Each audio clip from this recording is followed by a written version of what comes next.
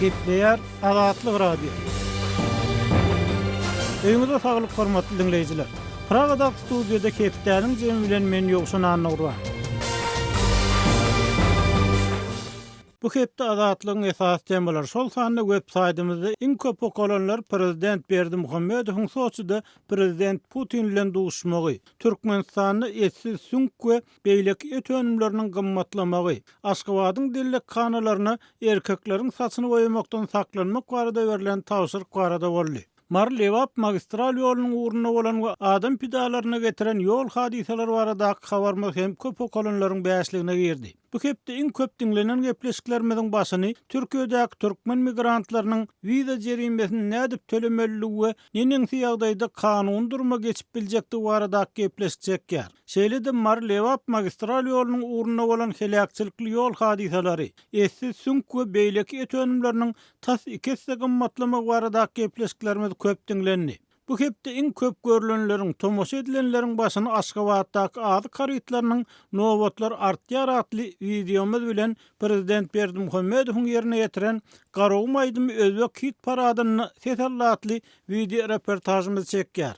Türkmen görnüşleri 32-nji hepde atly foto sergimiz hem köp tomoşaçy çekdi. Şeýle-de bu hepde Täjikistanyň gyýylyk barlygy çekeleşikli debat döretdi. Asyr Halmehmedow kompozitor kakasynyň ýolunu dowam etdirýär atly videolarymyz köp görülenleriň bäşligine girdi. Bu hepde iň köp görülen edilen gepleşiklerimiziň başyna Türkiýedäki türkmen migrantlarynyň wiza jerimesini nädip tölemeliligi we kanuny ýagdaýa nädip geçmeliligi baradaky söhbet gelýär. Şeýle-de okuwçylarymyz Berdimuhammedow Soçyda Putin bilen uguşdy.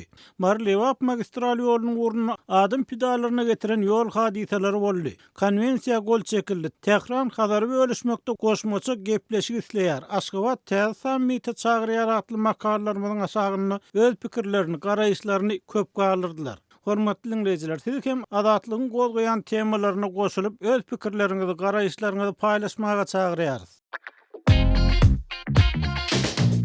Türkmenistan'dan Azatlyk Radiosynyň azathabar.com websaýtyna Sayfon 3 proxy ulgama arkaly howpsuz ýagdaýda girip bilersiňiz. Sayfon 3 siziň internetdäki şahsiýetiňiziň gizlinligini ýokary derejede üçin etýär. Türkmenistan'dan her günde Sayfon 3 arkaly 1,5 million gezek peýdalanylyp petiklenen saýtlary girilýär. Sayfon 3 dowamly özgörýär. Şonuň üçin ony her 2 hepdeden täzelep durmagy unutmaň. Azatlyk Radiosyny Sayfon 3 bilen howpsuz ýagdaýda ýyzarla. Hepdeniň jem programmamyzy dinleýärsiňiz. Taryhy gidýän hepdede uzaga çeken gepleşiklerden soň ahyryna Kaspy deňziniň hukuk durumy barada konwensiýa gol çekildi. Ýöne türkmen medeniýeti bu konwensiýa gol çekilmesinden öňhem, soňhem hazırdaky ýurt we hüwitler meselesinde kän bir anyk zat aýtmady. Türkmenistanyň tapawutlykda goňşy Iranyny bu meseleniň töweregine näkgürlüňler, gyzyklanmalar uly bolup, sosial mediýadaky çekişmelerde raýatlaryň özleri tarapyndan hem dürli pikirler ortaga atylýar. Ekspertler öz pikirlerini aýdýarlar. Emma türkmenistanlylar sosial mediýada hem bu mesele kän gyzyklanma bildirmediler. Şonuň bilen bir wagtda türkmen rejiminiň tanqyçylary, oppozisiýa wekilleri hem habar meselesinde öz pikirlerini aýtmakdan näme üçindir saklanýany. Emma muňa garamazdan azatlygyň käbir okuwçylary we dinleýijileri Kaspy deňzi hem türkmen we hüwitler meselesinde hakykatda nähili öňe gidişligiň bolanyny bilmek isleýär. Biz bu tema baradaky pikirler bilen gyzyklanyp, Aşgabatly ýazgy Amanmurat Bugaýew bilen söhbetdeş boldyk. Ýöne bu söhbetdeşlikden öňürti kärdeşim Maksat Ataýewiň Kaspy deňziniň hukuk durumy barada medeniýetde peýda bolan materiallar esasynda taýýarlan maglumatyndan bir bölegi bilelikde dinläliň. Konwensiýa gol çekilmegi bilen energiýa boýunça käbir halkara bilermenler Azerbaýjan bilen Türkmenistanyň arasynda deňziň astyndan gaz geçiriji urmak mümkinçiliklerini üns merkezine çekýärler. Azat Ýewropa Azatlyk Radiosynyň samite gatnaşan Merkezi Aziýa boýunça ekspert Bruce Panier çap eden soňky makalasyny goly hödürlenen konwensiýanyň tekstine salgylanyp, onuň 14-nji maddasynyň 3-nji bendinde suwlarynyň çäginden geçiriji çekilýän döwletleri özara ılalaşyk esasyna suw astyndan gaz turwalaryny çekmäge ruhsat berilýändigini belledi. Ýöne geň tarapy ne ılalaşyga gol çekilen samitden öň ne onuň dowamyny Nede samitten soň Türkmen tarapy Transkazar gaz geçirjisi barada kelam agdy gurrun etmedi. Türkmenistanyň döwlet hiçligindäki resmi köpçüliklerin media serişdelerinde de Transkazar hakda asla dil ýarylmaýar. Halkara energiýa meseleleri boýunça bilermen John Roberts Transkazar boýunça Türkmen tarapynyň dymyşlygynyň mümkin bolan sebäpleri barada Azatlyk radiosyna gurrun berdi. The first thing is quite simply Turkmenistan still has quite important security. Munun birinji relations. sebäbi ören aýdyndyr. Ýagny Türkmenistanyň Orsiýet bilen aýraty ähmiýetli howpsuzlyk gatnaşyklary bar. Meniň pikirimçe prezident Berdimuhammedow islenlik Transkazar gatnaşygy boýunça Orsiýetiň iş ýüzünde hiç ýyl garşylygynyň ýokdugyny anyk görmek isleýär. Ol Azerbaýjana ondan aňyr Ýewropa satyljak gaz boýunça Orsiýetiň närazyçylygynyň ýokdugyny anyk göz ýetirmek isleýär. Şol sebäpden ol bu barada dymyp ümsümligi saklaýar diýip Roberts aýtdy. Azerbaijan or beyond Azerbaijan into Europe, that there will be no objection from Russia. That's one element. Ekspert söhbeti dowam edip Türkmen tarapynyň Transkazar dymyşlygynyň mümkin bolan ikinji sebäbi barada gurrun berdi. The other element is, and possibly more Beýleki bir mesele belki de dymyşlygyň has wajyp sebäbi Berdimuhammedow Türkmen gazynyň Orsiýete eksport edilmegini täzeden ýola goýmak isleýär. Galy berse bu sowda odurlar Türkmenistanyň energiýa girdijileriniň esasy özününi düzýärdi. Ýönemen Türkmen prezidentiniň Orsiýetiň häzirki wagtda duçar bolýan çetin bazar şertlerinden habarlydygyny ýa-da däldigini bilemok. Belki de Orsiýetiň 10 ýyl ozalykly ýaly Türkmen gazyna zerurlugy ýokdur. Berdimuhammedow Orsiýet bilen gazyň 2009-njy ýyldaky bazar wagtyndan ýagny günwatar sowda şertlerindäki bahalar boýunça gaz sowdasynyň täzeden dikeldilmegini görmek isleýändir diýip pikir edýärin, diýip energiýa bilermeni belledi. secured in 2009, which were basically Western commercial prices. Merkezi Aziýa bilen bagly habarlary fransuz dilinde çap edýän Novostan.org saýtyna beren interwýusyny Glasgow Universitetiniň professory şol bir wagtda Orta Aziýa boýunça bilermen Luka Ancheski Kaspiynyň kanuny statusyny kesgitleýän konwensiýanyň kabul edilmegi we Transkazar barada gurrun berdi. Bu ulanlaşygyň kabul edilmegi Türkmenistan bilen Azerbaýjanyň arasynda hyzmatdaşlyga ýol açjakdygy barada gurrun edilýär. Bu beýle däl ýagdaýlar üýtgemez. Ozal bu iki döwletiň bu ugurda hyzmatdaşlyk etmäändiginiň sebäbi konwensiýanyň aradan aýyran päsgelçilikleri bilen bagly däldi diýip Ancheski aýtdy. Dogrusyny aýtsam haçan başga gaz geçirjiler bar wagty olar näme üçin Transkazary ursun. Bu diňe Türkmenistanyň bähbetlerine hyzmat eder. Azerbaýjan mundan o diýen peýda görmez. Meniň pikirimçe häzir inni Türkmenistanyň Orsiýet bilen gaz sowdasyny dowam etmek mümkinçiligi döredi. Men hususan Türkmenistan Orsiýet bilen gaz sowdasyny täzeden dikeltmegi başarsa Transkazar taslamasy durmuşa geçirilmez diýip pikir edýärin. Ýöne wagt görkezler diýip Ancheski Novostan.org saýtyna gurrun berdi. Merkezi Aziýa boýunça ekspert Bruce Panier Hazaryň hukuk derejesi boýunça gol çekilen konwensiýanyň Kaspiyni deňiz diýip kesgitleýändigini aýtdy. Orsiýetiň daşary işler ministriniň orunbasary Grigori Karasin Kommersanta beren interwýusyny konwensiýanyň kabul edilmegi bilen Kaspiynyň ne deňiz ne de köldigini ýaňdadyp onuň aýratyn statusy eýedigini aýtdy. Aktauda geçirilen samitten 3 gün sonra 15. Ağustosda prezident Berdimuhammedow Orsiýete sapar edip, Soçy'de Putin bilen iki çäk duşuşuk geçirdi. Ýöne duşuşugyň dowamyna Transkazar gaz geçirjisiniň ara alınıp maslahatlaşylanlygy ýa-da dälligi nämelimliginde galýar. Orsiýet bilen Türkmenistanyň arasyndaky gaz sowdasy 2016-njy ýylyň 1-nji ýanwaryndan başlap Orsiýetiň Gazprom kompaniýasynyň Türkmen gazyndan ýüz öwürmegi bilen besedilipdi. Geçen ay Orsiýetiň energiýa ministriniň orunbasary Anatoliy Yanovskiň Türkmenistan bilen aradaky gaz sowdasynyň täzeden dikeldirmek ähtimallygy barada aýdan sözleri Rus medeniýetinde peýda boldy. Gepler Azatlyk radiosi. Hormatly dinleýijiler, hepdeniň jemini Aşgabatly ýazy Amanmurat Bugaýew bilen söhbetdeşlik esasynda dowam etdirýär. Söhbetdeşligiň temasy Hazar deňziniň, Kaspy deňziniň hukuk durumy we Türkmenistanyň bähwitleri.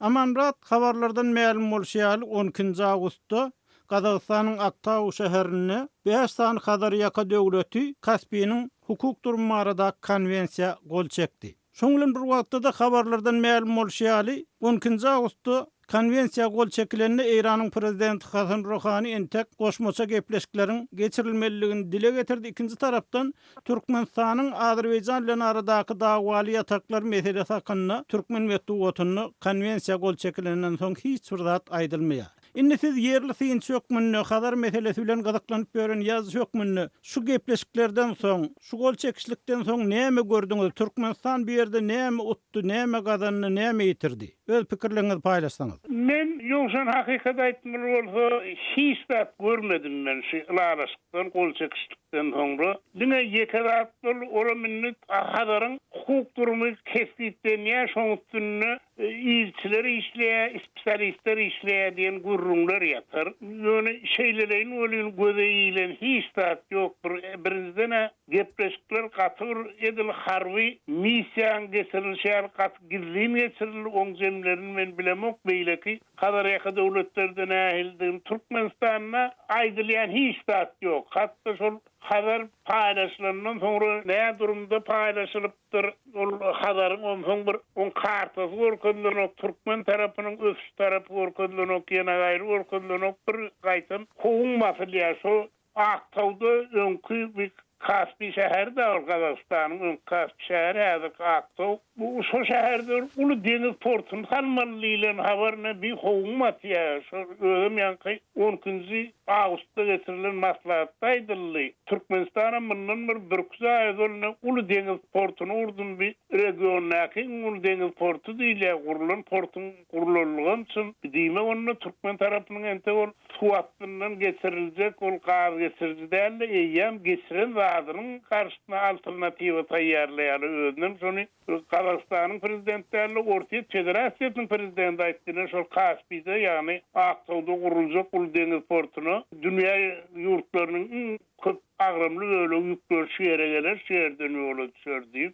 Aman radın ol ýerde odurlanan portlar we işläp dur. Türkmenistan bolsa şol porta garaman öz portuny gurdy. Belki bir ýerde Türkmenistanyň öz ýalňyşlyklary bardyr.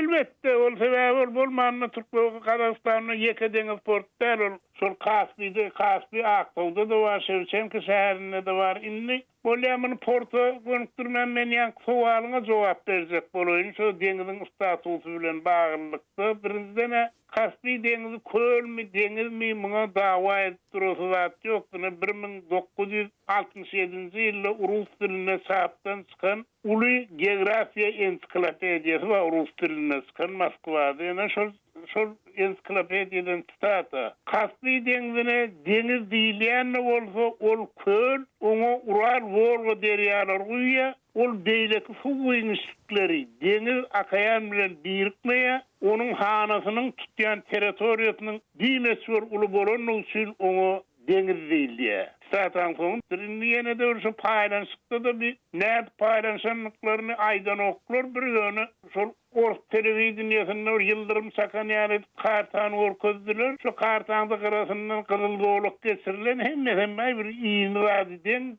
ähli kenaryaky döwletler orkuzdylaryny şolamyny şol döwletlere değişiklik berilen yer diýip aýtdylar da galan ortalykdaky boşluk bol beýleki döwletden hemmesine deňlik bir diýmek Kaspi deňizi paýlaşyp duran aýratyn status ýene näme diýip bolur adamlaryň gözüne şöpatmak üçin aýdylýan gurrunlar mı diýen. Dogry indi şu deňiz diýil paýlaşylan bolsa indi Türkmenistan näme gazanýar, näme mutýa berdi? Men şundan ol ýoksa ruhsat etseň bir deňiz kölne ähli paýlaşylýar. Iki hafta şunu aýdyn bir dinleýijilere de düşünüp bolar ýaly. Baş üstüne. Türkmenistan'ın umumi bilim veren mekteplerde de ýokary bilim sistemasynda da suw bölünüşiniň halkara kanunlary ýöredilmeýär. Ýöne onuň dünýä derejesinde ikrar edilen suwun öz güýjüne galýan kanunlary we ene şu kanunlaryň käbiri eger derýä iki döwletiň özara serhat zonasynda ýerleşýän bolsa, onu döwlet serhat derýäň ortasyndan geçirilýär. İçerki suw, onu ruhsatyny unuturny wadaýom diýýärler. İçerki suw köl bolsa, serhat köliň ortasyndan kenaryaky döwletleriň gurýer serhatine selli geçirilýär. Kenaryaky döwletleriň paýlaşmaly suw ummany wadaýomy deňiz bolsa kenardan deňiziň üstüne tarap 16-20 deňiz mil metrlerine uýurlyk alınýar. Şol suw ýeňişligi ýani kenar plus 20 mil Kenariyaka devletin kole ortada galen suw inişligi kenariyaka devletlerin ählisinin den eýetçiligine galen ýagdaý indi bir ýatdyklaýdy bolsa deniz meýliniň uzunlygy 1 kilometr 850 metreden bir deniz meýliniň uzunlygy. Indi Türkmenistan eger şu ýerde deniz paýlaşylan bolsa 20 mile mandan bolsa Türkmenistan deniziň içindäki özüne değişleri 37 kilometr 40 metre değişli bolup galýa. Hem Türkmenistana hiç beren ok. Sebebi 1994-nji 1995-nji ýylda daşary ýurdun Western atlı kampaniýasy Kaspy dengiziniň Türkmen kenaryna geologiýa barlygyny geçirdi. Özüm şol barlygy netijesinde de Kaspy dengiziniň Türkmen kenarynyň 7000 kvadrat kilometriniň geofizik kartasyny düzdü, ýagny çekdi. Şonu Kaspynyň deniz ýüzündäki neft gorlarynyň Türkmen kenaryndan 60-135 kilometr daşlykda yerleşýänligi anyklandy. Kaspy öz hakyky status köllülip paylaşılanlar Türkmenistan'a bolýar.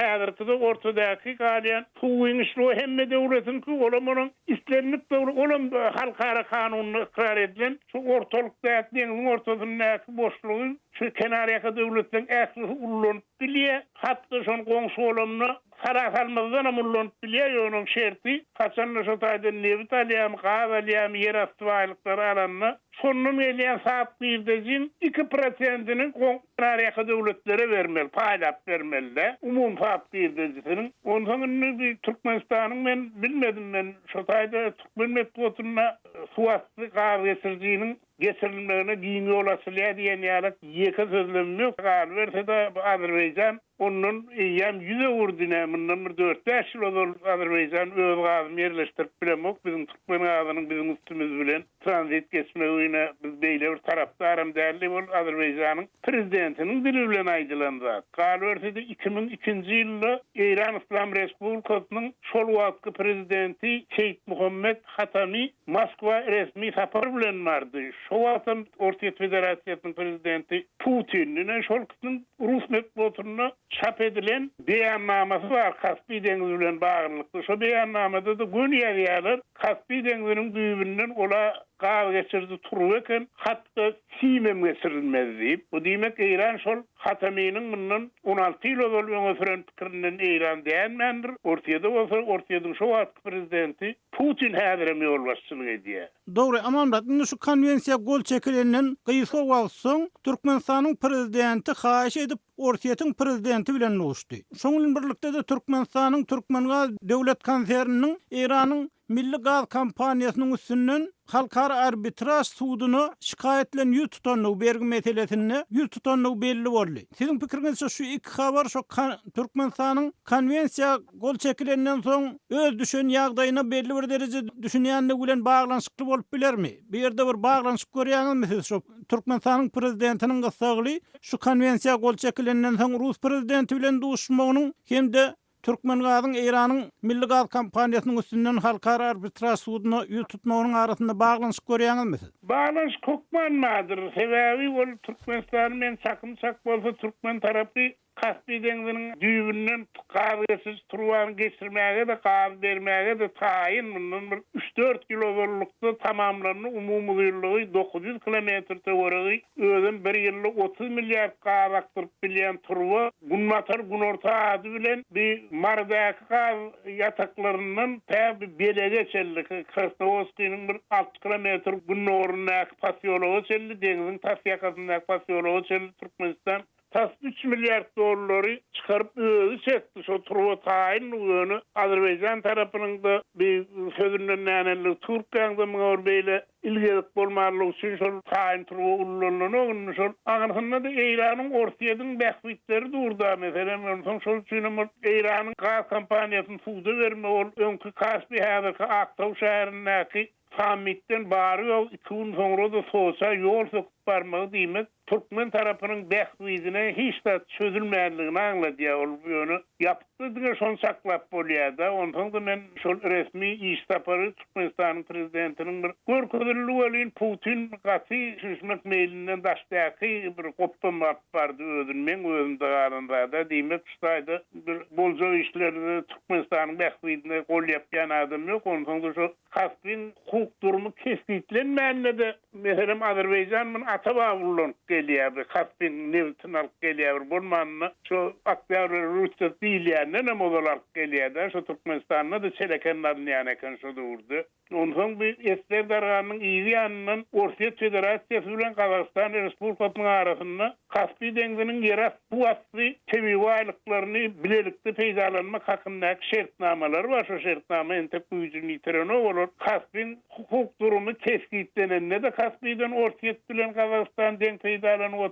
Azerbaýjana baýaky ol ýa-da ýitme Kaspy'den alýar. Ýene şolukda bolly şol bir Türkmenistanyň deňizden ulanjak bolup planlaşdyran zatlaryň öňüne döwlet basylan bolmaly. Birem Eýranyň da nägileri Eýrana da hiç tat ýetýän bolmalylar. Kaspyň täzeden paýlaşylmagy bilen zatlaryň galandan durmuş görkezler ýöne ýekegedegem şu sammitin öňünden hem soňundan hem Türkmen metbuatyny ýekege habarymsyz çykmady, ýekege sözlemem bolmady. Türkmenistan döwletine deňiz astynyň gar geçirip Ýewropa hem de Türkiýe hatda mümkinçiligi döretdi. Şoňa meňdeşrek sözlemem aýdylmady Türkmen metbuatyna. Ýoksa Hormatly dinleýijiler, Aşgabatly ýazan Mamrat Bugaýew bilen Hadar deňiziniň hukuk durumy we Türkmenistanyň bähwitleri barada söhbetdeşligimizi dinlediňiz. Eýsem bu mesele boýunça sizden nähil pikir garaýşlar bar? Bize ýazyň, telefon ediň. Azatlyk radiosu Telegramda.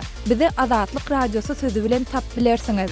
Azatlyk radiosu arkaly öz maglumatlaryňyzy ýyla ýetirmekçimi? Biz bilen Telegram arkaly ýagny goşmak belgisi 420 724 168 983 we goşmak belgisi 420 773 797 383 telefon belgileri bilen habarlaşyň. Biz siziň şahsiýetiňiziň gizlin taklanjaklygyna kepilik etýäris.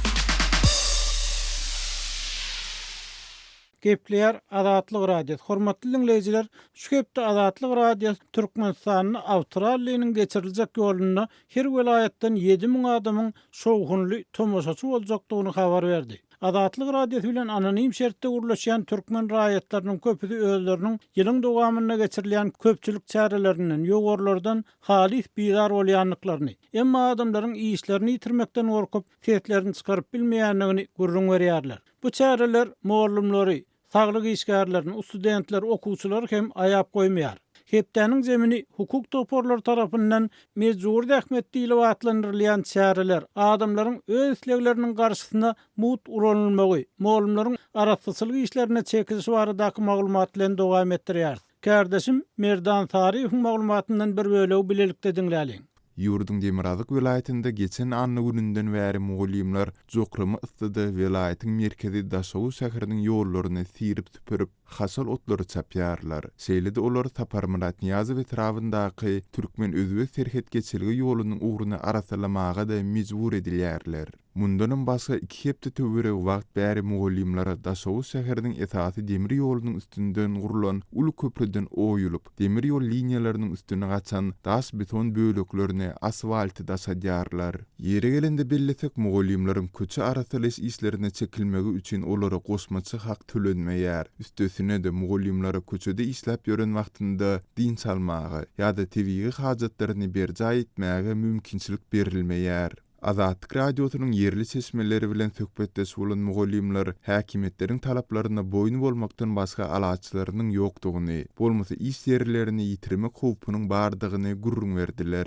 Bize dowamly köçü süpürdip ot çapdyrdyp mugallimçilik mertebämizi dipileýärler. Häkimetler bizi asla äsirmeýärler. Indi bizi öz okuwçylarymyz hem silamaýar. Tomusky dinç alys mewsüminde de nire diýilse eliňe süýsäňi alyp gidäýmeli diýip Taparmurat Türkmenbaşy etrafyndaky 12-nji mekdebiň mugallimlerining biri deýrendi. Galy bersede ýokurda beýan edilen ýagdaýlar ýurduň beýleki künjeklerinde şol sanda paýtagtda hem sinlata bolýar. 2 hepde töweregi mundan ozal Aşgabatda 45 günlük tomutky din salys ruhsatyndan dolanyp ise çykan mugallimlaryň ählisi mektebin goloýundaky köçeleri süpürmek, baglaryň otunu çapmak işlerine çekildiler. Şeýle-de Türkmenistanda mektep mugallimleri döwlet bayramçylyklary we tiýatry wakalary bilen bagly häkimetleriň guramaçylygyndaky çärlere köpçülikleň gatnaşmagy mejbur edilýär. Owa yerlerinde mektep mugallimleri beýleki döwlet edary kärhanalarynyň işgärleri bilen deň derejede owa hojalyk işlerine çekilýär. Şol sanda paxta ýygnaýarlar we pile önümçiligine gatnaşdyrylýarlar.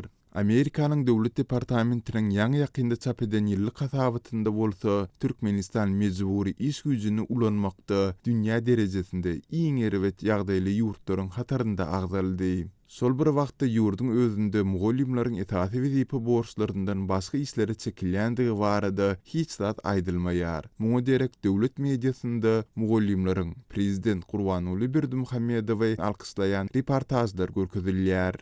Hormatly dinleyijiler, şunuň bilen hepdäniň jemini geçirip gotarýar. Azatlygyň tolkunlaryndan aýrylmaň.